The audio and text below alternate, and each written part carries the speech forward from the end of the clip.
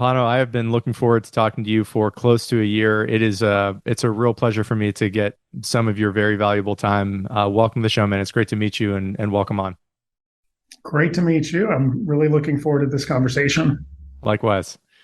I would love to start in getting a little bit of information about your background story. You're a Shakespeare scholar, and I'm wondering how you make sense of the story of what has brought you to being the president of really what I consider to be a startup, a new university that is based on principles.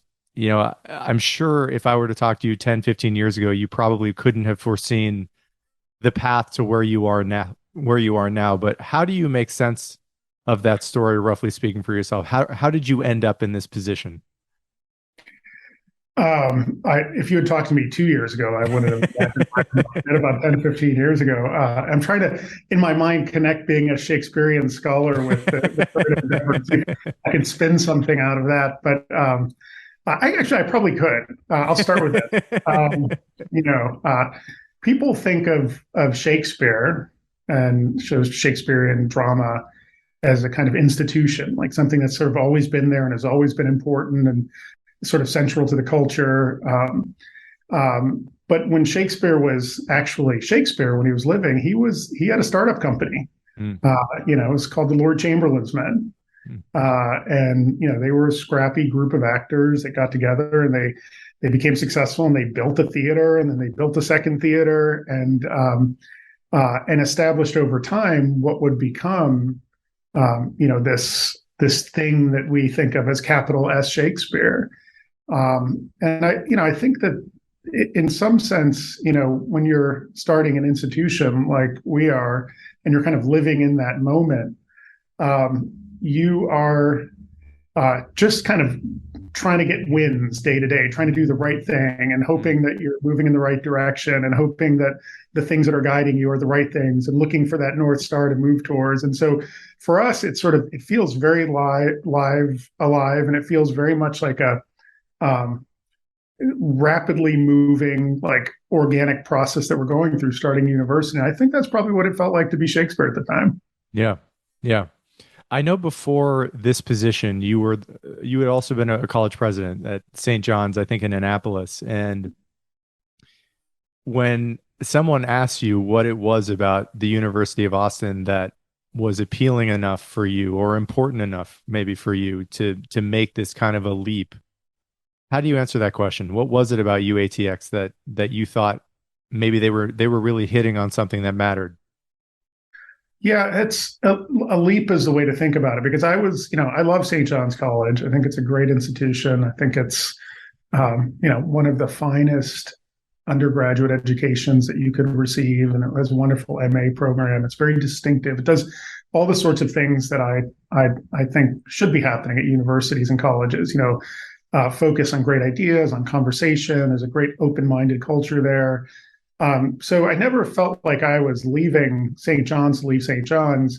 What UATX provided was a kind of opportunity to take that same value set that you have at St. John's, the kind of commitment to liberal education, a commitment to intellectual pluralism, a commitment to, dialogue and conversation, and try to leverage that into an institution that could have broader cultural impact. Hmm. St. John's was never intended to be more than a kind of small but very potent college, and primarily undergraduate college, and has remained that over time. But we were thinking about creating an institution that would model some of the fundamental and foundational principles that we think all institutions of higher learning should be oriented towards. And so this was a chance to sort of scale it up, I would say. Yeah. I think for a lot of people who have a toe in the academic world, the fact that there is a movement afoot to kind of start from scratch, start from zero, to prioritize and emphasize the best aspects of what a university is supposed to be won't be that much of a surprise. But for people who are living, their normal lives in the country, who are not particularly familiar with what is going on campus, this may be a bit of a surprise. But in reading I was rereading Barry Weiss's announcement, which I think was posted in November of 2021, about the need to start a new university, and she was brilliant in articulating the reasons for why she thought it needed to happen and why it mattered. In my reading of her essay, it seemed to her, and I would have bet you probably agree with this assessment, that something rotten had happened in a lot of the universities, that what they were designed to do, they were no longer doing. And I know, you have said this in prior interviews, that the University of Austin is a school based upon principles fundamentally. That's really what the school is all about.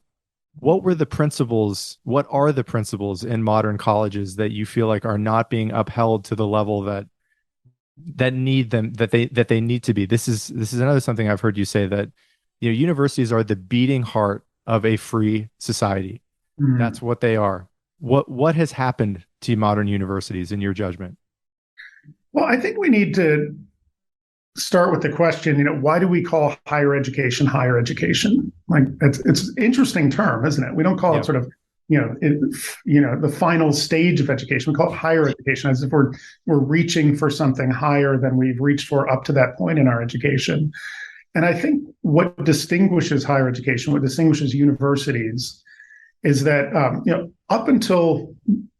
let's say K through 12, the primary purpose of education is to provide students with fundamental tools to learn things about the world. Those develop into skills. So you start learning the alphabet, and then you put letters together, and those become words, and you start using those in ever more complex ways. And whether you're studying mathematics or history, the experience of K through 12 education is primarily about filling in, the things that one needs to know about the world and how to operate in the world. The purpose of higher education is really what we think of as critical inquiry.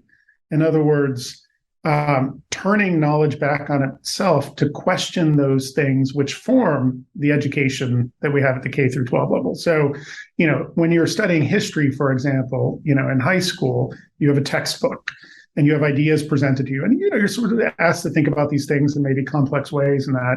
But the job of historians at a university is to continue to question the fundamental premises and facts of history itself, and then question the process through which we, become historians or use history in that.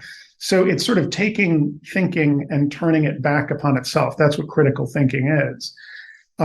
In order to do that, in order to create knowledge, in order to be an institution that's really dedicated towards a kind of the process of critical inquiry, you have to have a few, let's say, kind of foundational principles that you adhere to. And one is that the knower, the person who's studying something, writing about something, has to be able to be self-critical. The only way we can learn about the world is we're constantly thinking about the ways that we filter the things that we know about the world. And to be self-critical, you have to be exposed to ideas that maybe are in tension with the things that you yourself hold to be true or hold to be dear. So, I think of Socrates as kind of the patron saint of higher education. What did Socrates do? He walked around Athens and he annoyed everybody by asking them to always question their fundamental premises. He asked them, what is truth? And he would get an answer. And then he'd go back and say, well, why do you think that's what truth is? And then what about looking at it from this angle? And he'd push and push. What is justice? What is education? And push and push and push on those questions, trying to move everybody towards better answers or more truthful answers. But, knowing that we'll probably never get to a final answer. That's the job of universities, right? That's what distinguishes them. So I think one of the problems we have in the culture today is that universities have, let's call it, become monocultural. Most universities lean very heavily towards one end of the political spectrum, and become places where it's harder and harder to find disagreement.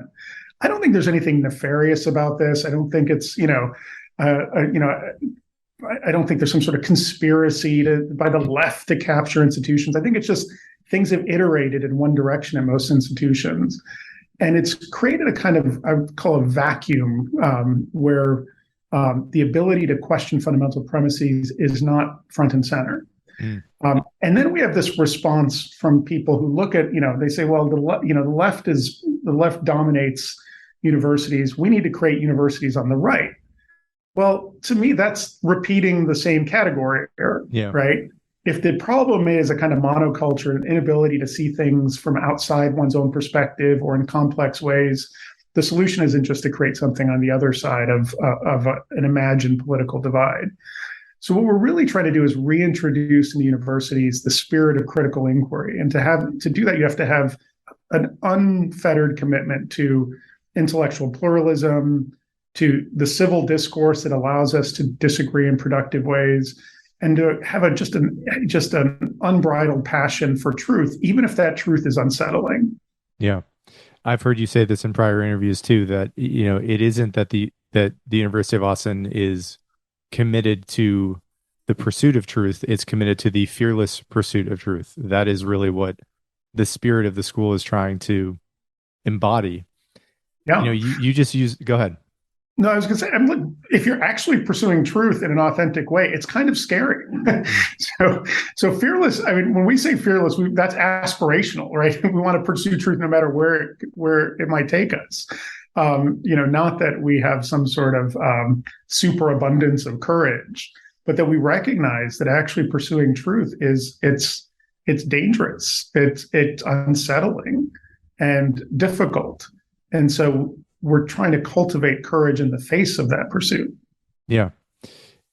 And probably annoy people in the process of doing that. You use the word monoculture to describe a lot of modern universities. And I have heard you say this in prior interviews that, in your mind, a lot of the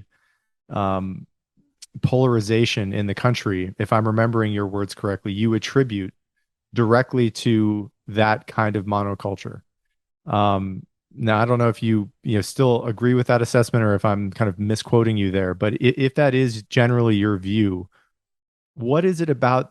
How is the monoculture trickling into society? What kind of, beliefs or perspectives are being held almost like religious convictions, it seems to me, by a lot of the population that's really perpetuating the kind of, political divisiveness and polarization that I think most people now recognize is rampant in the United States?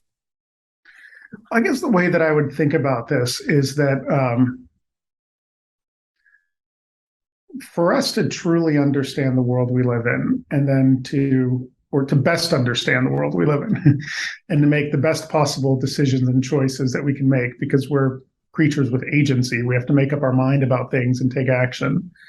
For us to have the best possible understanding, we have to approach the things of this world in a kind of rational fashion.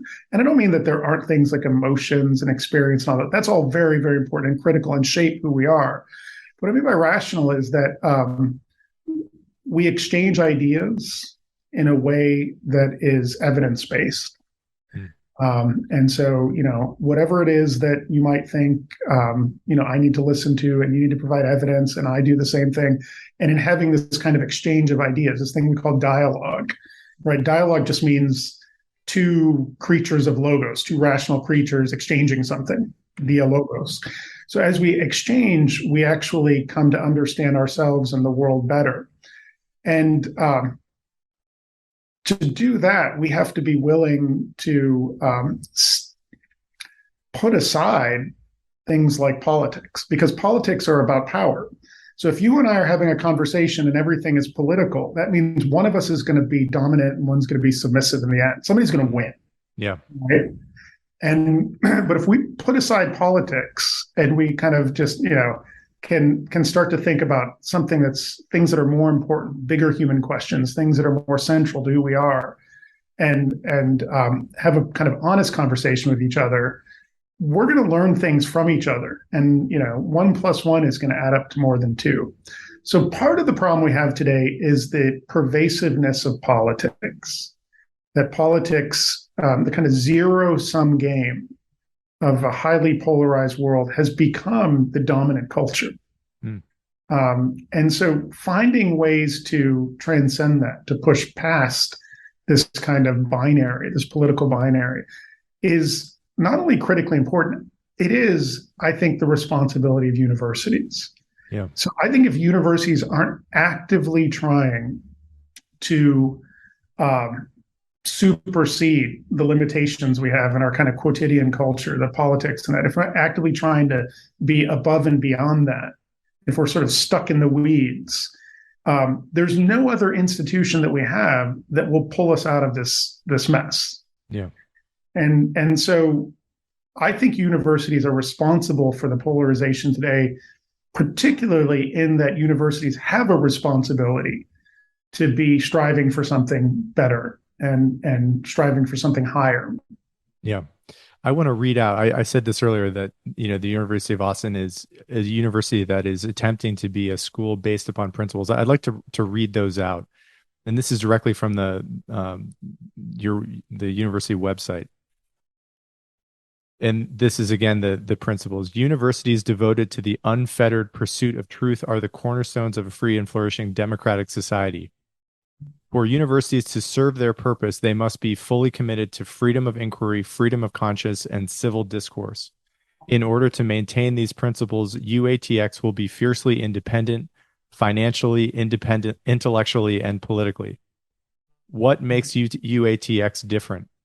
A commitment to free inquiry, a new financial model, an innovative curriculum. And this is directly from your Twitter tagline. We're building a university dedicated to the fearless pursuit of truth. You mentioned a phrase earlier, this about civil discourse, and I've heard you speak about this in prior interviews too, about what a civil discourse really is about. I thought you spoke about it brilliantly, which is, and these were always my favorite classrooms, classes in college were going into, a small forum and having a discussion with a collection of intelligent people and leaving the room collectively with better answers to fundamental questions than you came in with.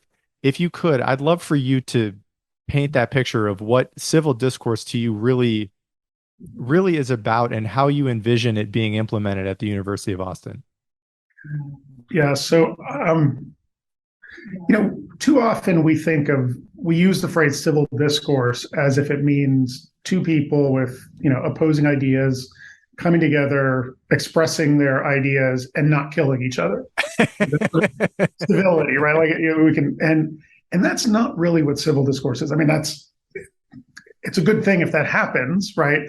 But true civil discourse is about building together the society that we live in. That's the civil part of civil discourse. That the society we live in, a democratic society that we live in, is a society that is primarily constituted by speech ethics, right? What do you do in a democracy? You argue for opinions and ideas, and you come together and trying to find solutions. And a healthy democracy functions in a way that allows opinions to circulate openly, honestly, broadly, so that the best possible answers can be found. So civil discourse means bringing two people together or more people under the conditions that allow for the free exchange of ideas. And essentially those conditions are three. The first is intellectual humility. All right. We are all on this planet for a very short while. We don't really know very much. I mean, I know I don't. I mean, I may have a PhD, but there are 1,000 times, my ignorance is 1,000-fold greater than anything I could have learned in my PhD program. And so we live in a short while. We're mostly ignorant. We're stumbling through our lives. We're trying to figure things out. And so starting off from a place of intellectual humility, realizing that maybe we actually don't know as much as we think we do, and maybe coming together with others who have the ability to help us fill in some of our knowledge gaps is a productive thing. So starting there. And then from intellectual humility, the next step is what I call, the absolute commitment to the dignity of all interlocutors. So if we're going to have conversations, we have to recognize that we all have equal standing, we all have equal value, we all have equal worth, and we all have an equal capacity to contribute something of value. So human beings are equally dignified and of equal worth. So you always have to remember that as you're, sort of grounded in these conversations. And the third thing is a passion for truth, right? So we begin by saying, well, we don't know very much, but we're actually driven by this passion to learn as much as we can, to try and get as close to things that are truthful as we can, to distinguish right from wrong, better from worse, facts from fiction. And human beings, I think, are actually hardwired to desire this. I mean, I think human fulfillment is really predicated upon us being able to seek after knowledge and seek after truth. This is just who we are. This is what we do. Doesn't mean we always find it. Doesn't mean we don't make mistakes. But this is what gives our lives directionality. And so, at a school like at a school like University of Boston, got to change my president hats once in a while. I think what's critical is creating an environment that cultivates civil discourse. So, for example, in the classroom, I mean, the rules are very simple. Every opinion must be heard, and every opinion must be backed up by evidence. If you abide by those rules, you can have true conversation. It's not just about saying what you think or feel, but showing, those who you're in conversation with why you think what you think and feel how you feel, and backing that up with evidence, and then listening to others as they do the same thing. And then there's a kind of sort of magical alchemy that happens when everybody does that. You begin trusting each other, respecting each other, and having conversations that move in productive directions. Yeah. As an outsider, someone who has not been in a university for well over a decade, I've read the headlines and the articles about some of the people from various universities who are now associated, many of them, with the University of Austin. And to be honest with you, a lot of them are dream guests of mine for this podcast. They're some of the people who I think are, some of the smartest and some of the bravest people who are working in academia right now. But it does strike me that many of them have lived through kind of like intellectual and social witch hunts at their universities, where, that spirit of equal standing and all opinions being, needing to be backed up by evidence, but are welcome to be shared. It doesn't seem like that has been their experience at a variety of different universities in America. And I'm wondering if it might be helpful for people who, aren't associated with the university, don't go to colleges ever, don't really know what's happening on campus with some of these, anecdotal stories. What do you know about what has happened to some of these professors, some of the students? I know self-censorship is, in the polling data that Barry Weiss was quoting in her essay, something like 60% of modern university students say that they don't feel comfortable speaking their actual opinion in a classroom. What the hell has happened there? What are some of these stories that you're familiar with that seem to back up that truth about what's happening on modern college campuses? Yeah, I think what the root cause here of these of the sorts of things that both faculty and students are encountering at universities around, let's say, that limit their capacity to speak, is that the social cost of being on the wrong side of political issues today is so high. Yeah. And I do think this is all a kind of downstream and direct result of the rise of social media, where, especially young people sort of live in a world where they're constantly checking what they're saying because they've seen how, the wrong idea at the wrong time or the wrong expression can have severe consequences. And so they're living in this with this kind of internal sense of surveillance, like self-surveillance, right? And they go to university, and universities can either alleviate that sense for them by creating a free and open environment, or enhance for them that sense that the world is looking over their shoulder in a hypercritical way. And I think, in many cases, sadly, I think universities are providing experiences that don't open up the space of inquiry. And again, this isn't everywhere, and it's not all the time, but it happens enough that you just feel like the general ambient environment is less than open.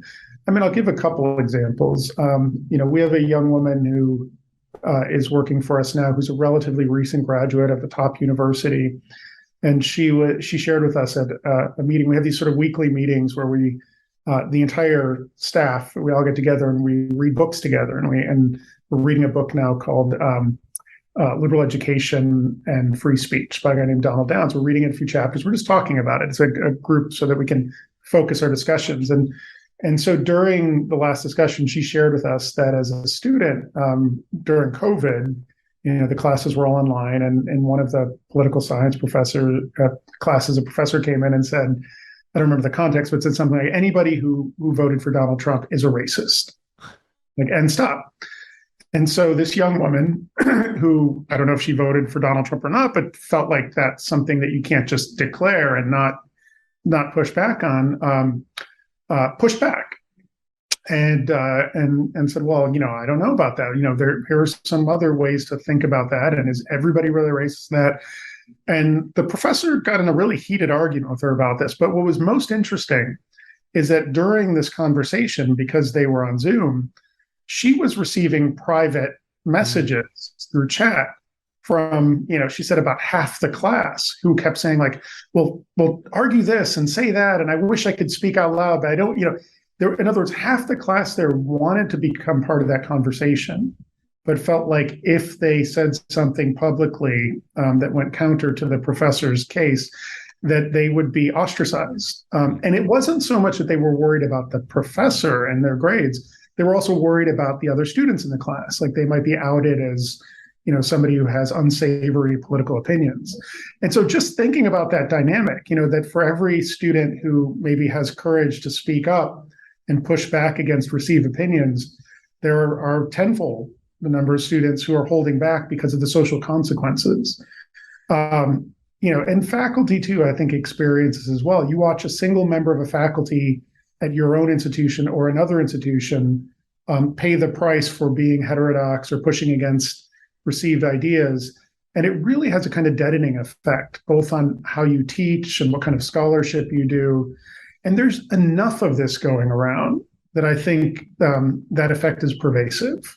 And again, I think most institutions are well-intentioned. And I think most professors have no desire whatsoever to be censorious. I think most students don't want to do that as well. But we just know that in the hypercritical world we live in, a world that's, where everybody's walking on eggshells, that it's particularly hard to be at a university where ideas are, the sort of the air that people breathe. And so trying to, create a freer sense for young people and for faculty, a place where they can exchange ideas without the same fear of social risk or social consequences, that they can be wrong, that they can, say something that maybe somebody might find offensive, and that person can in return say, hey, I'm offended by this. Let's talk about why that's the case. That's what we want to do. I mean, when we don't have a chance to express ourselves to one another with openness and with trust and with a degree of grace, conversation shuts down. And if conversation shuts down, universities lose their bearing. Yeah. We've used this term earlier in the conversation about this university being like a startup. And I think, like in the business world, you can have what you think is a great idea for a startup, and then you make that business available and nobody's interested. And you either need to pivot and innovate and change something, or you're going to die. And I think one of the things for me that persuaded me that you and your team are onto something is just the sheer demand that was immediately obvious to you and the people who work for you and work for the university. I've heard you say this, that in the first week that you went live, you had 3,500 inquiries from people working at universities around the world. Is that right? And what do you make of that, initial signal in the first, I think it was 5 or 7 days, of people that seemed to be desperate for, probably being in the kind of forum that you just outlined in your last statement. I mean, it was revelatory for us as well. I mean, I think we're at 5,000, 6,000 faculty right now who have reached out to us from other universities to apply for jobs, and we really haven't posted any open faculty jobs yet. So to me, I mean, to me that is, that's what's between the lines in higher education. That there are so many people who feel disaffected at their own institutions, that feel like enough um, pressure that they would actually consider working at a university that doesn't yet exist, right? That we're still building it. It's still, it's still coming to being, but they're already thinking about that. And those are just the faculty that reached out to us. I mean, for every one of those 5 or 6,000 faculty, there must be many more who feel the same way, but just haven't reached out to us or haven't even heard of us. And we've had similar response from students. I mean, we had our first summer program last June, which we called the Forbidden Courses, where we invited students from other universities to come take courses with faculty to discuss, really, let's say, politically and culturally charged topics in an environment that let people be expressive and share opinions as a sort of maximalist environment for opinions. And we call it forbidden courses because, if you want to attract young people, you tell them something's forbidden, and that's very effective. And, we weren't entirely sure what the response was going to be from students. So a whole bunch of adults think this university is a great idea, and a whole bunch of professors think it's a great idea, but it doesn't matter if students don't think it's a good idea. So we kept that program pretty small. We had about 80 student slots over 2 weeks. And we had tens of thousands of inquiries from students across the world. Our applications came from every elite university in the U.S. and the world, every state university. We had applications from community colleges, from people who are finishing law school. I mean, from across the whole breadth of education. And it was overwhelming to have to choose 80 from those numbers. The real proof of concept, though, wasn't just that students responded, but that when they came, the experience they had was the experience that we hoped they would have. The students universally reported to us that this was what they were looking for at college. These are the conversations they had hoped to have at the schools they came from Brown or Stanford. We had students from the Sorbonne in France, and from Edinburgh and Oxford. And they were saying these are the conversations that they had expected to have at college, but they found, very rarely, if ever. And those 80 students we had have gone of their own accord, formed the UATX Alumni Association, and are continuing. They're writing public pieces about what we're doing. They're evangelizing for what we're doing. They're wonderful representatives of the institution. And so for me, that was a moment that spoke to us and said, this is proof of concept. This is what students are. This is the kind of education they're oriented towards desiring, and it becomes our responsibility to provide that for them as best we can. Yeah. You alluded to this earlier, and this is a deep belief I have as well, which is that I think it's in our nature to keep a free mind that is curious and open and fearless. No one wants, I think initially, no one aspires to have their brain be shut down by intimidation and self-censorship. You see it in children. It's in our character to thirst for that kind of environment. It doesn't surprise me at all that those initial 80 kids had that kind of an experience, because they probably had been thirsting for it their whole life and had never maybe ever had something like that before, where they felt free to, ask that question or make that comment and grow in that way. And, I'd love to talk about the rollout here, because you just mentioned the forbidden courses, which was, just a few months ago, I think in Dallas. Coming up here, I kept thinking during this conversation about a line I heard in a Paul Graham essay. Paul Graham is the founder of Y Combinator and is a brilliant writer. And he talks about startups as being, successful startups as being akin to a child, where at the very beginning you see this helpless little thing that you can't ever imagine growing into someone who is capable of creativity and great works of art and becoming a parent themselves someday. The path from infancy to competence is a very long one, but that's what happens. And I think his point is that we often underestimate what capable startups are able to do in a relatively short amount of time, provided they keep improving by 1% a day or keep doing the right things over a significant portion of time. How do you think about that in terms of the time frame of the rollout, the growth of the university? What would you judge as a success for the next few years?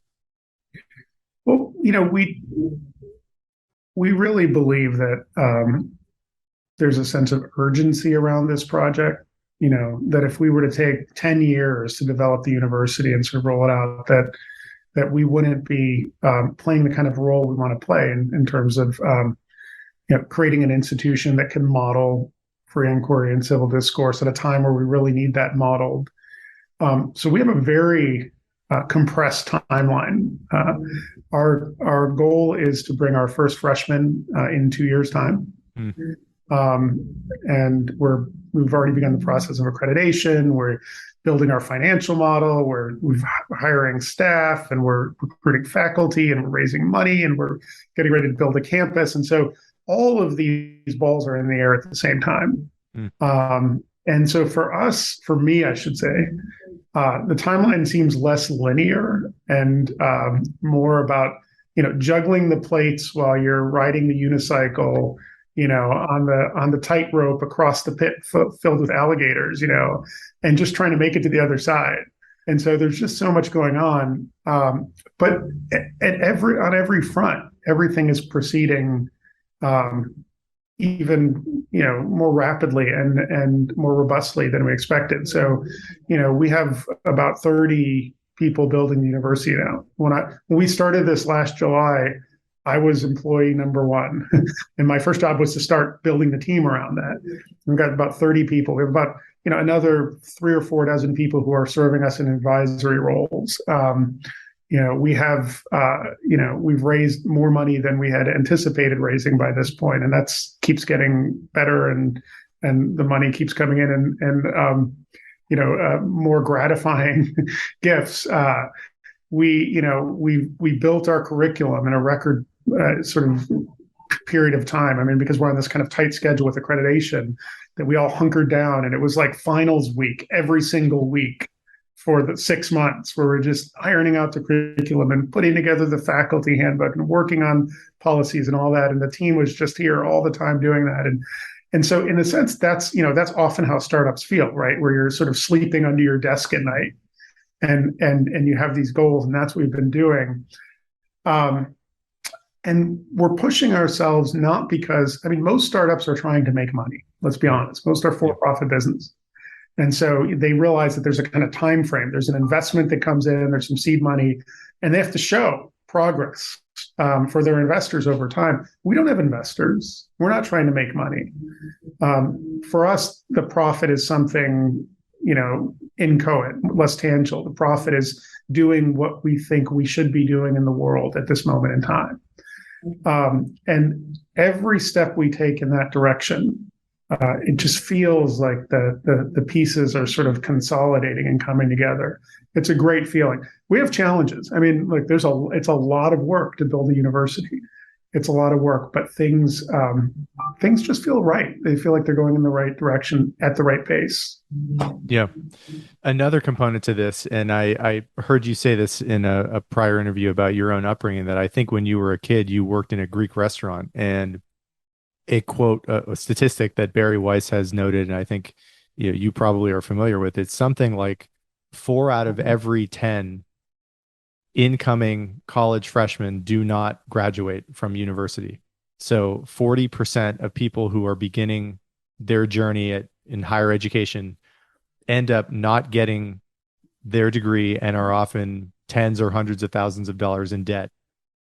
How are you thinking about this financially? I know you've had some pretty public successes in the amount of, pretty large donations that have come your way for the university. But how are you trying to craft this school to make it, potentially significantly more affordable or just smarter in terms of its financial burden on its students? Well, I think the place to begin is to ask the question, why is somebody attending an institution? What do they hope to achieve from their time there? And what responsibilities do we have to those students?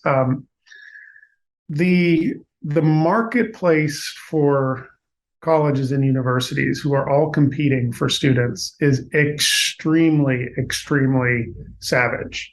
What most people don't realize, because everybody thinks, oh, well, it's so competitive to get into schools, and high school students are working so hard to put together their resumes and get the right test scores and that, and as if there are too few spots for them. But the fact is that there are too few students attending universities now for the number of institutions that are out there. Mm. And that means that institutions are becoming competitive. And so they're chasing after those students in ways that I think are not concordant with their mission. So what you find are universities that are building fancy amenities, or focusing on the student experience as the most important thing as opposed to the classroom, or overly obsessed with athletics or things like that as a way to attract students. And all of those things are expensive, and they add to the cost of education. The actual money that's being spent in the classroom has not risen significantly over the past couple decades. Mm-hmm. All right, at least not relative to the total cost of education.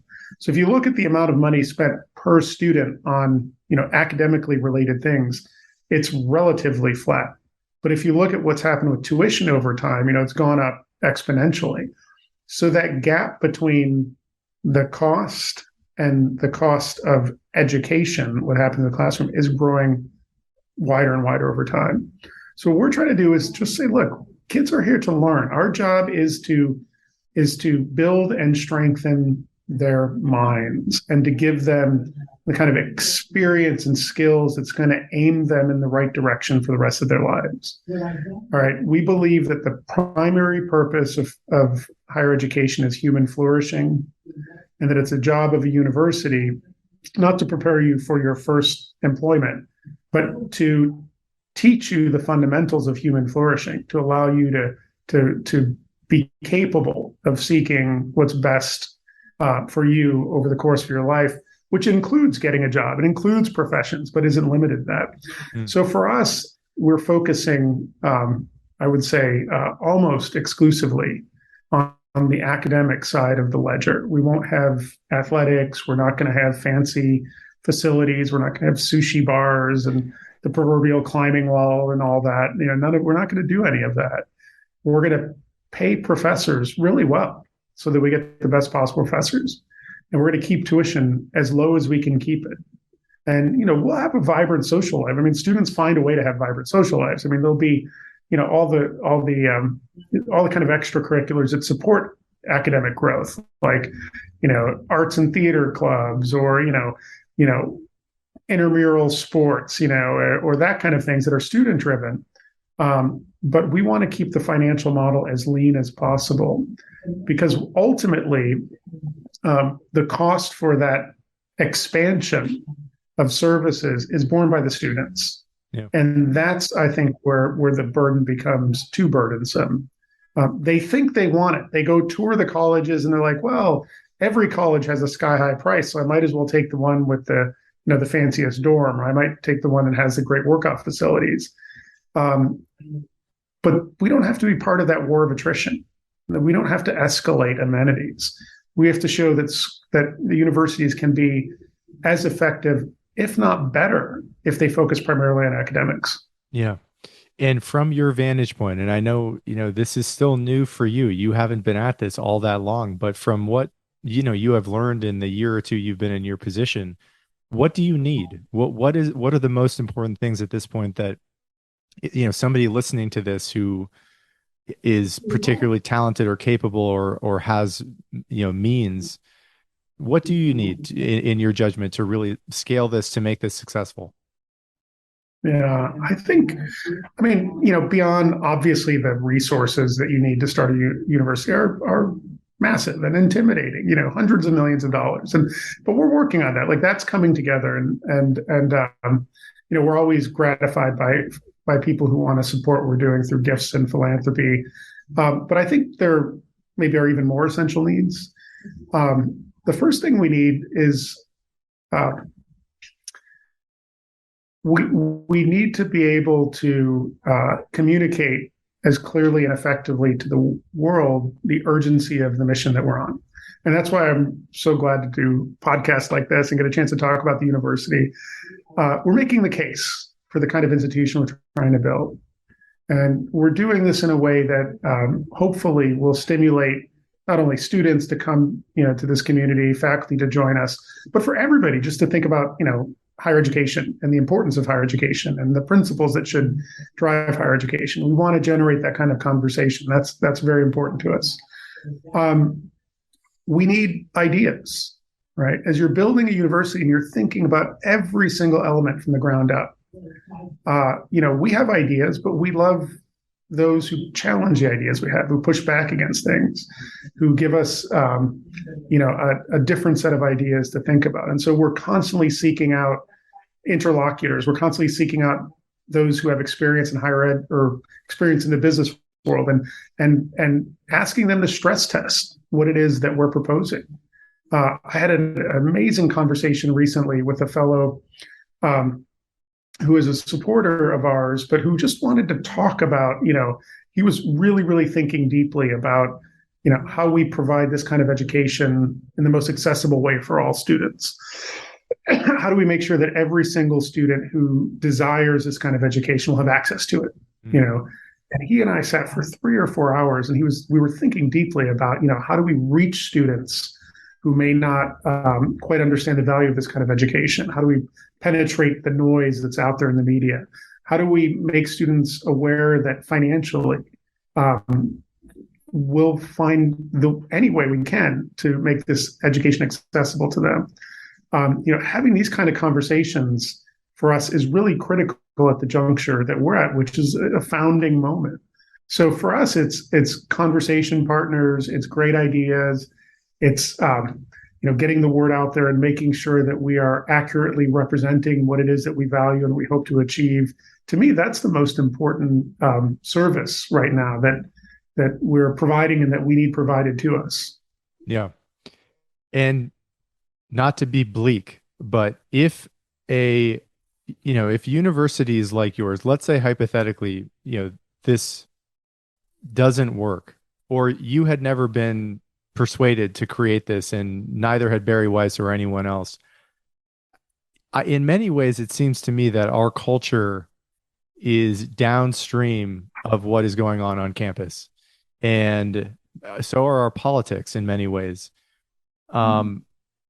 What's the path that we're on, right? I mean, there's so many details that we've talked about in this conversation, but I think, for me, one of the primary reasons that this is important is to course correct a trajectory that it seems like is gaining momentum culturally that is not particularly healthy or good or even compatible with a long-term democratic civilization. Not to be too grandiose about the goals of the school here, but in your judgment, if there isn't a course correction, if there isn't a sort of a zeitgeist shift that makes civil discourse more paramount, that allows for fearless free inquiry to be not only acceptable but encouraged, how you must have thought about this before you decided to join, but no, what did you think was the kind of the bleakest outcome here, or maybe the path that the country was on that really needed to be corrected? It's funny. I'm a hopeful person. I'm an optimist. That's why we're building something. We're builders. We're founders. We think that the way that we move forward as a culture, as a country, as a people, as a civilization, as a world is not by fixating on things that are bleak, right? But thinking about possibilities and Yeah. aspiration. And I would say yes. I mean, there's tremendous strain on our culture, on our politics, at our universities, and I don't think that strain will break us. But what it does is it creates a kind of pressure that compels people to think about building anew or renewing the promise of things that have long been held to be of value. And we're just trying to renew the promise of higher education with the intention that this will help us renew the promise of our culture. Mm. There's no single institution that can do this. I mean, we can't. I mean, there's just no way. But it is possible for single institutions to have a kind of radiating effect. I'll give an example. I was speaking recently to a president of another university who's a sitting president of a liberal arts college. And I have lots of conversations behind closed doors with people across higher education, and they're all very encouraging. And this fellow said, he goes, you guys need to succeed. He goes, my board of trustees at my college talks more about the University of Austin than they talk about our own college these days, because you're provoking them to think about our practices and what we're doing. And you're prompting us to examine ourselves. And if we have only that effect, if that's happening in dozens of boardrooms across the country, I think we will have added value to higher education. But we do need to succeed, because my worry is that if an institution like ours, with the momentum we have and the participation from so many wonderful people and the budding resources we have, if we don't make it, it's going to discourage other institutions from following in our wake. So there's a tremendous kind of pressure that we feel because of being at that kind of being the tip of the spear. I often say, we don't need a single institution. We need a whole armada of institutions, all moving in the same direction. And that's our hope. That's our hope. But I'm hopeful. I'm an optimist. I can't. Maybe it's because I have so many conversations with so many people who are so supportive of what we're doing, and it to me it just creates a sense of there's a sort of a chord that's been struck. And it's a chord that I think is spreading a kind of hopeful quality. People just want to see, they want to see people who are trying to make the world better. And look, we're not perfect. We may be wrong about some of the things we intend to do. Some of our assumptions about higher education, about other institutions may be off base. Some of the solutions we come up with may be less than perfect. We get it. We're flawed human beings creating a flawed institution. We get it. But we are earnest and sincere and trying to identify how to make higher education and the culture better. And I think just that earnestness, I think, is something that people respond to. Yeah. Yeah. And, to me, that kind of earnestness, that kind of trying, that kind of recognition of your own flaws, to me, that's, as somebody who is interested in history and learning about the miracle of what this country is in so many ways, that's a lot of how I, read most of our history, is flawed human beings trying in earnest to create a better system, with all of its warts and all, beginning anew with a set of principles and a spirit of possibility for themselves and the people who live there. You just kind of touched on this a little bit about what success might look like over time here, and I'm wondering for you if that is a question that is still up for debate, and the answer is not really readily available at this point. But is your spidey sense that success for the University of Austin would be exactly what you just said, other universities seeing you and course correcting on their own, that they realize that some of their practices have gone afoul and they become inspired by your model to revise some of their own practices that may not be in the best interest of their students? Or, is it that you hope that there's many copycat schools that kind of pop up all over the country? How do you think about what success might look like for you? I mean, the greatest success would be if decades from now nobody even remembers why we started this institution. Happy because things have been resolved, right? The kind of problems that we're talking about are no longer acute. Hmm. That would be success. That we're just a university like every other university, and we're all sort of, all pushing towards the same goals, maybe with different, different types of institutions, but we all have the same sort of values aligned. Copycat institutions are flattering, and they give you a sense that you are probably doing the right thing. I just came back. I was giving a couple lectures in Europe, and was approached by parties in a couple different European countries that are starting institutions inspired by what we're doing and asked for our help. And getting those institutions off the ground. I'm like, guys, let me get one university started. I mean, come on, give me a little breathing room. But obviously, we're just honored, and we'll help any institution any way that we can. Success. I mean, I think success as an institution for us, success is adherence to our mission. And ensuring that the principles that we stand for remain fixed as the kind of center of gravity of this institution for decades and centuries. That's success. And success more broadly is, again, if the University of Austin is not an outlier, the University of Austin is considered just a conventional university, and that we're all aligned in the ultimate goal of what higher education should be. Yeah. And given that, you are doing what you can to get one new school off the ground before giving sage advice to other people who are attempting to do the same, do you have personally like a North Star for universities that either currently or historically have gotten this right? Is it mostly the Ivies of the late 1970s or late 19th century, or the University of Chicago now? Which universities or institutions of higher learning in general do you try to look to for modeling, or in your mind are potentially still living up to their own creeds, their own mottos that are blasted all over their founding documents and their buildings on campus? Well, I'll confess my bias. I am a University of Chicago graduate, and I did my graduate work and my PhD.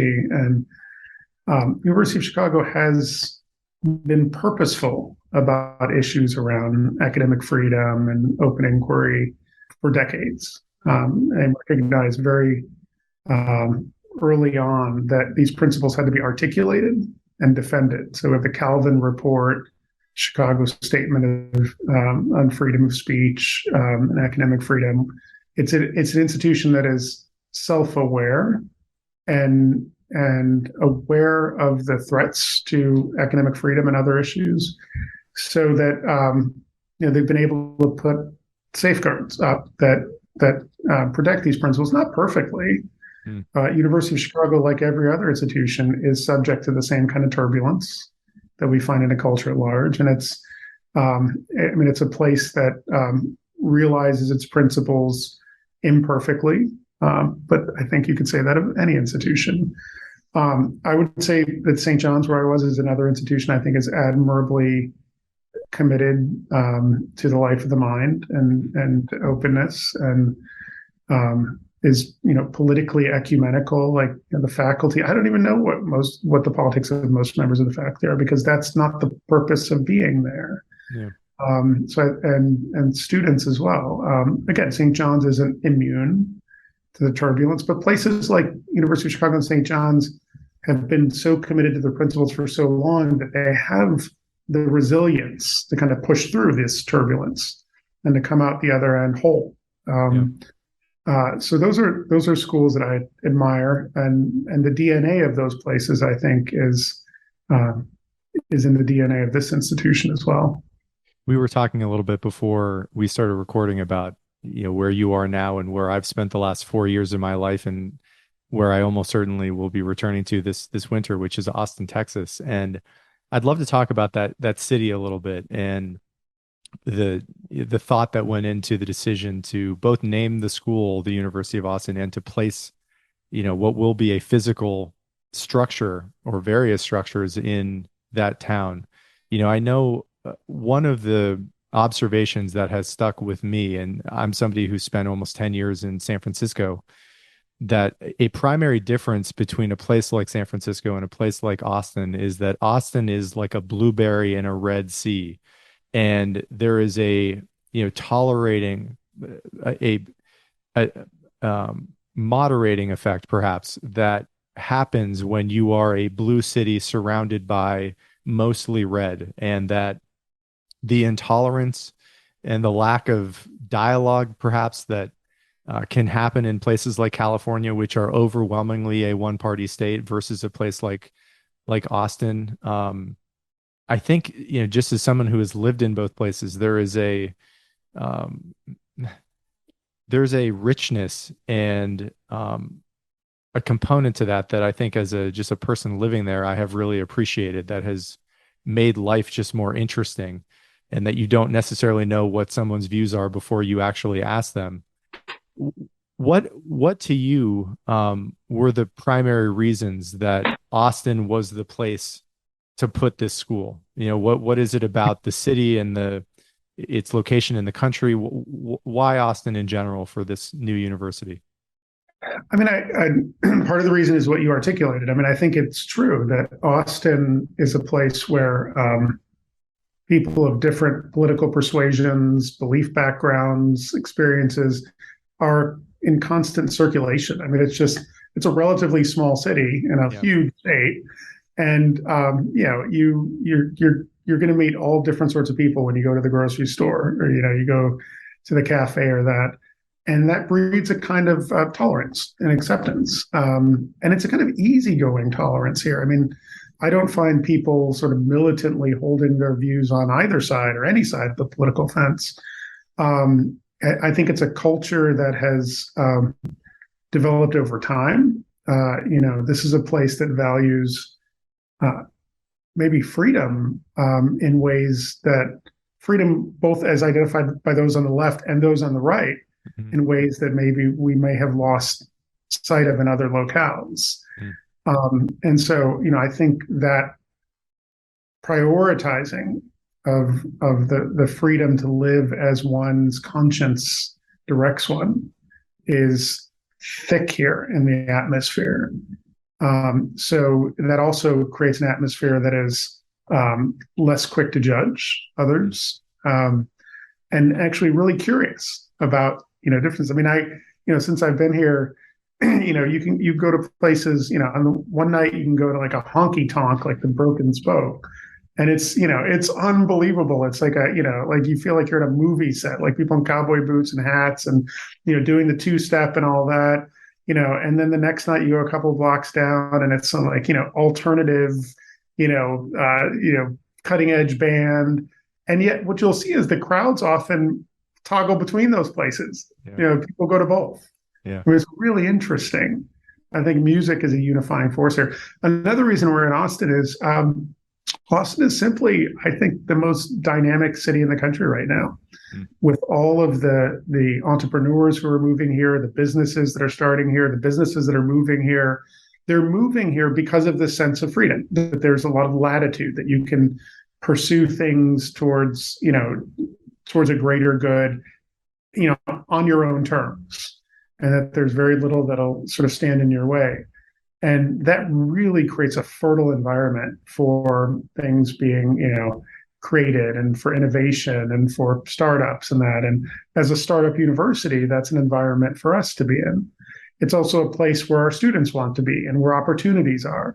So, you add all of that together, and, Austin is kind of a natural fit for an institution like ours, that is really, really dedicated to this very kind of this sort of interchangeable nature of human experience, that everything is about openness and tolerance and exchange, and that will become better because of that. I think Austin exemplifies that, not perfectly, but I think it certainly exemplifies it. Yeah.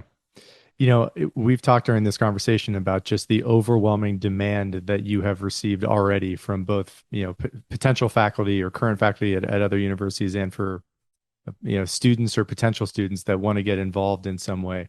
You are building this day by day, and, you know, I'm confident that you will get to a point where more and more of these, professors and students will be able to tap into, hopefully the magic that you're able to capture and create at that school. But for someone like a faculty member that wants to get involved but hasn't yet heard from you, or a student that knows they would like to enroll but there just isn't the bandwidth right now to accommodate all of those young people who want to be associated with the school, what would you say to them? How can they, um, what should they do? How can they stay in touch with the university, and how could they get involved in your assessment of the way things stand right now? Yeah, I mean, definitely, we have a sign up for a newsletter on our website. That's where most of the information goes out to those who are interested in receiving it. But we're also looking for, and I think we have places to indicate this on our website, for folks who are interested in getting involved with particular areas, whether it's helping us think about, we're trying to get young people, for example, who are college age or younger, helping us think about, how do you create a vibrant student culture that's not amenity oriented. Love to hear from students or their ideas, and like, from people in the business world, what are you looking for from graduates? How do we create the program that's going to create the graduate that you want to hire? Mm. And not just in the kind of technical way, what skills do you need, but what kind of character are you looking for? What kind of person are you hoping will be formed by an institution like this?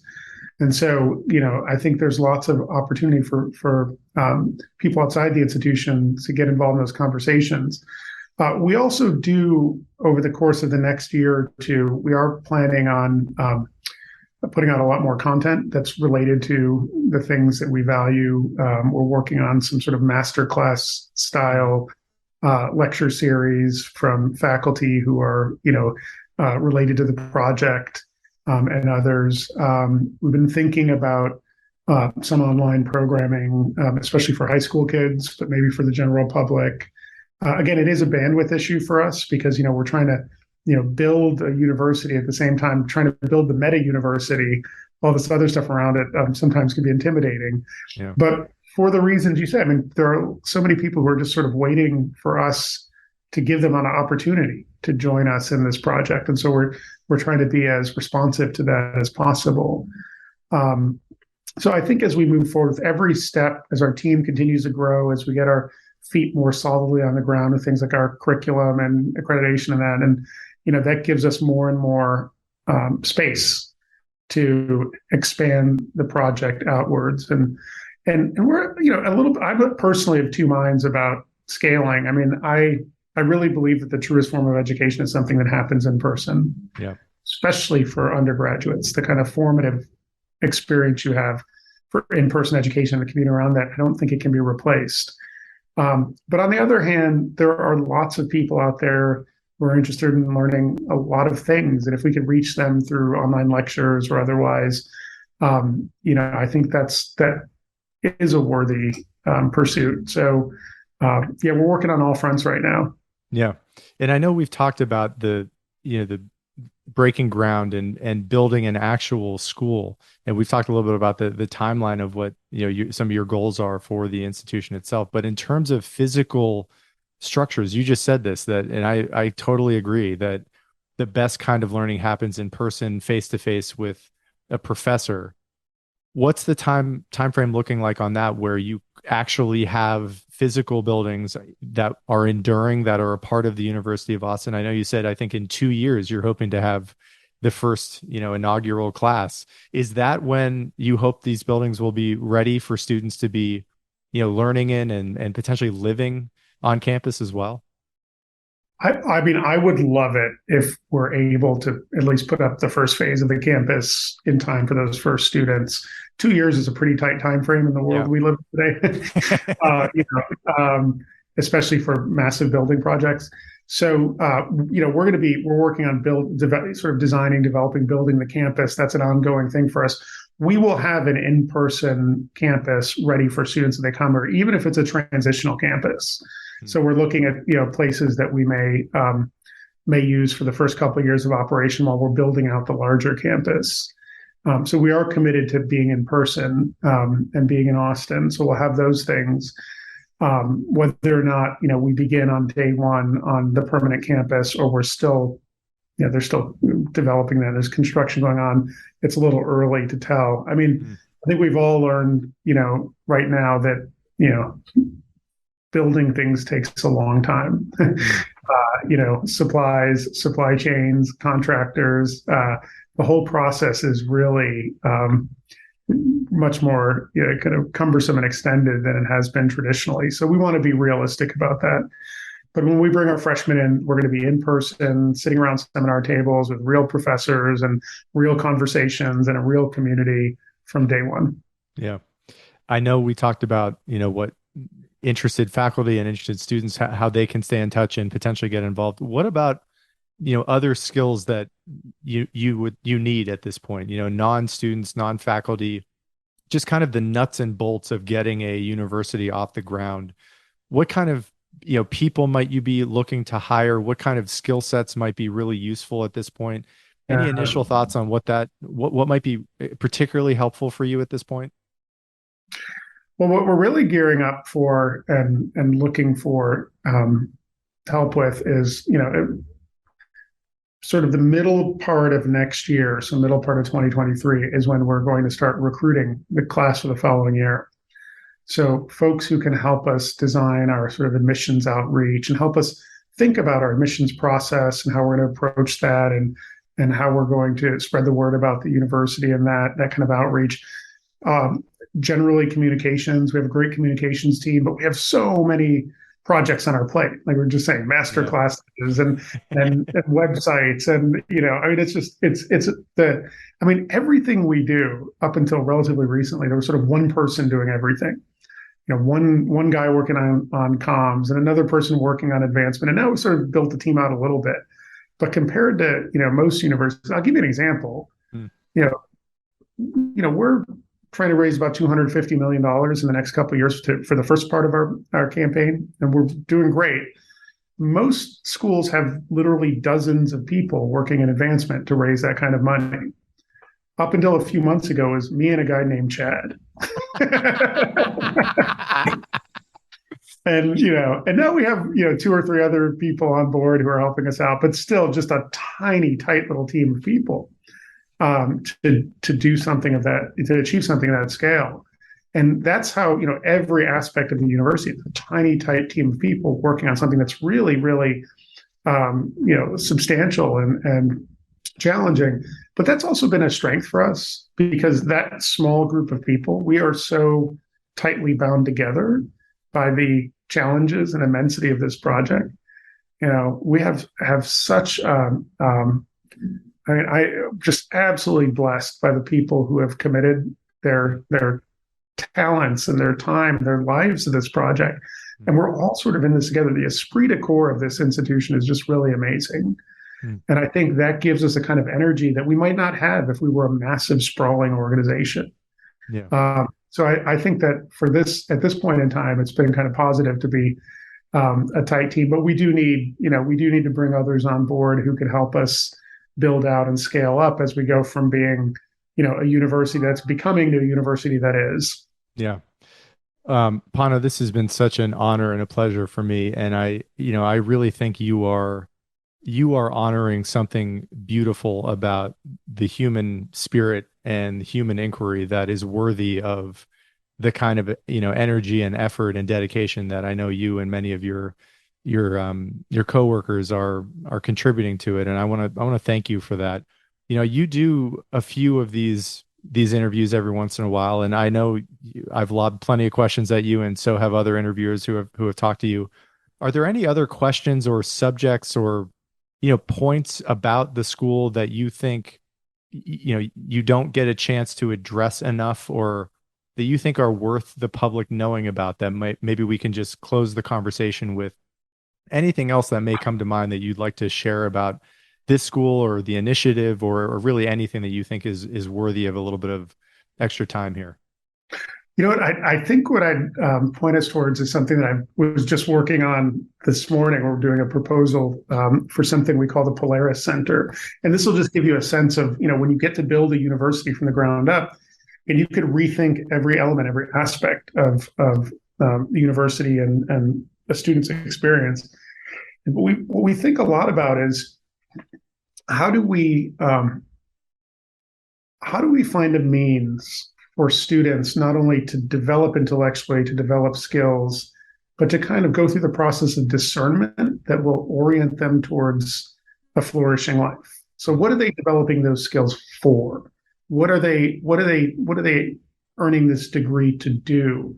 What's the most meaningful direction that they can go in? And so we're creating what we call the Polaris Center, which is essentially a center that will provide, let's say, a vocational and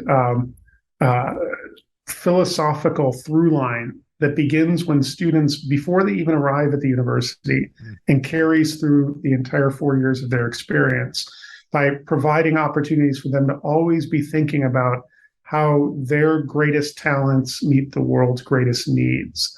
So before students even arrive on campus, for example, we're going to have a Polaris retreat. And in that retreat, we're going to spend 3 days together, the cohort of new students, faculty, and we're going to be reading things, first of all, like Martin Buber's I and Thou, that help us think about our relationship to others and our relationship to the world. And then we're going to be bringing in, guest speakers who are going to talk about, from all different fields, technology, business, finance, the civil service, et cetera, who are going to talk about how they've made meaningful lives out of their professions and what it takes to follow the professions they're in. And then in the first 2 years of a student's experience, we're going to have Polaris courses that are actual courses that are about, again, deep reading and self-reflection around purpose and meaning in life, that run through in parallel to all the other courses that they're taking. And then after the second year, students will engage upon what we call a Polaris project. So the first 2 years are kind of meditating on some big, grand project that they can undertake that will match their talents and the world's need. And then they propose this project. The project is approved, and then they get to spend 2 years trying to bring that project to its realization. And we're asking to think of moonshot projects, like, how do you develop robotic delivery systems for vaccines during the next pandemic? If you're an engineer, or if you were to write a symphony in honor of lost languages, what would that symphony be? And the idea is that their education that they're going to be pursuing with us has a kind of core or spine or direction, some big thing that's driving the courses they decide to take, the internships they decide to undertake, the extracurriculars they do, the people they meet. Because what we want them to be able to do is identify challenges, think about human need, propose solutions, plan, try things out, get things wrong, try again. In other words, we want them to learn how to learn and learn how to match who they are and what they can offer to the world with the things that the world needs. So, we're developing this whole Polaris Center experience. It really spans the entire time they're with us. And it's woven throughout the academic experience. Because for us, Polaris is the North Star. It's that thing that we're ultimately aiming for. And again, that's human flourishing. And we believe that human flourishing is achieved by aiming for that thing that's just slightly beyond our line of vision, and that's truth. Yeah. Yeah. I think that's a worthy endeavor. And the best way that an education can really motivate and inspire people. And I'm just so appreciative of what you guys are trying to do there. And personally, it was just an honor to be able to do this and to talk to you and to share this conversation. And I have a lot of admiration for you and so many of the people, like I said earlier, that are associated with the University of Austin are some of my favorite people I've never met, but just people I have admired from afar for a long time, just as thinkers and brave individuals. Pano, it was a real pleasure for me to do this, and I think I speak for a lot of people in wishing you a lot of luck. And I hope you're able to at least get some sleep over the next couple of years because this is a hell of an undertaking for you. But thanks for doing this so much, man. Thank you so much for the conversation, Anna. It's a great pleasure. And since you are going to be located in Austin, at least part of the time, you'll probably get to meet a lot of these folks as we're going to have down here building this institution together. And yeah, thank you for the opportunity to talk about what we're trying to achieve. And thanks to all of you who have listened to this podcast or watched it. We really, really are earnestly trying to pursue what we think is critically important for higher education and for the culture. And being able to speak to you all about this is just a privilege. So thank you. You got it. I can tell. Thanks so much, man. Thanks. Thank you for listening to this episode of Keep Talking. If you're finding value in this podcast, please consider supporting the show via the links below on Venmo, PayPal, or Patreon. Your support helps to make these conversations possible.